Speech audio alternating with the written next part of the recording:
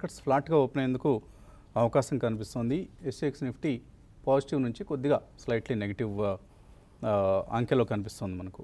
So last week మనం అనుకున్నాం Reliance Industries, TCS ఇలాంటి స్టాక్స్ నిఫ్టీకి ప్రధానంగా సపోర్ట్గా నిలిచాయని. So Reliance Industries market cap last week 9,186 crores పెరిగింది, 5,27,000 crores ఇప్పుడు సుమారుగా.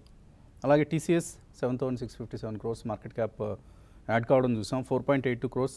తర్వాత హెచ్డిఎఫ్సి బ్యాంక్ 3,270 crores యాడ్ అయింది last week, 4.61 crores 61 lakh crores వచ్చింది. అలాగే ఎస్బీఐ 5,395 crores పెరిగింది అండ్ 2.63 lakh crores వచ్చింది. హెచ్ఈఎల్ 8,000 crores పైగా మార్కెట్ క్యాప్ లాస్ట్ 1 వీక్లో యాడ్ కావడం చూసాం. నష్టపోయిన ITC 12,000 crores market cap last week approximately 13,000 crores last చూసాం మనం మార్కెట్ క్యాప్ దృష్ట్యా చూస్తే. 3.41 lakh crores వచ్చింది ITC. HDFC 2.76 lakh crores with -8,000 crores market cap loss.